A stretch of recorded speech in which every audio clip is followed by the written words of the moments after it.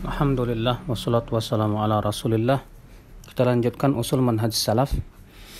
Kita masih melanjutkan tentang dhabit hajri ahli bidah, batasan-batasan menghajar, yaitu memboikot atau meninggalkan ahli bid'ah.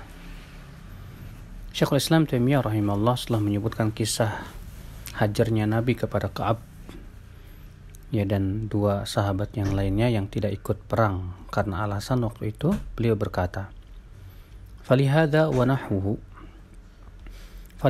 nahwihi, oleh karena itulah ra'a al-muslimun an yahjuru man dhaharat alaihi alamatuz zaik. Kaum muslimin memandang untuk meninggalkan orang-orang yang telah tampak tanda-tanda penyimpangan.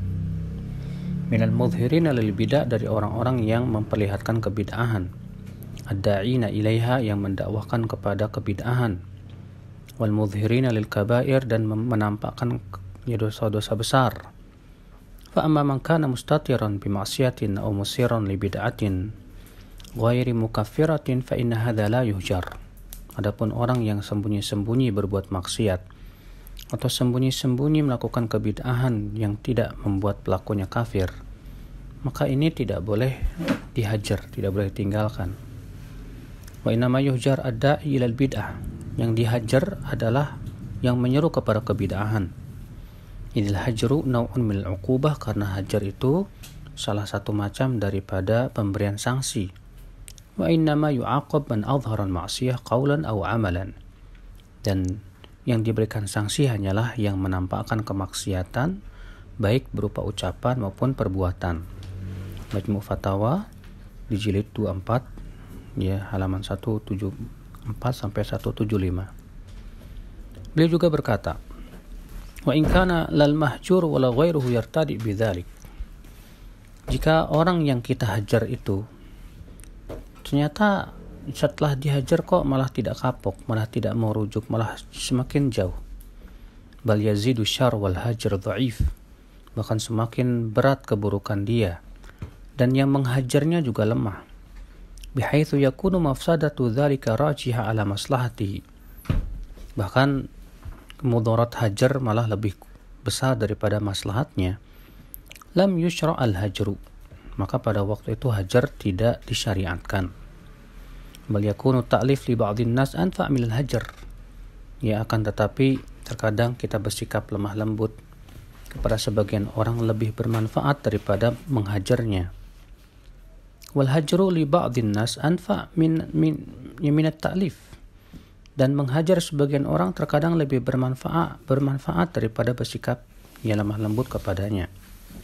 Walihada kana Nabi sallallahu alaihi wasallam yata'allafu qauman wa yahjuru akharin. Oleh karena itu, kalau kita melihat perbuatan Nabi SAW, beliau menghajar suatu kaum, sementara yang lainnya beliau tidak hajar. Sebagaimana 3 orang yang tidak ikut perang, mereka itu sahabat-sahabat yang lebih baik dari banyak sekali orang-orang yang baru masuk Islam. Akan tetapi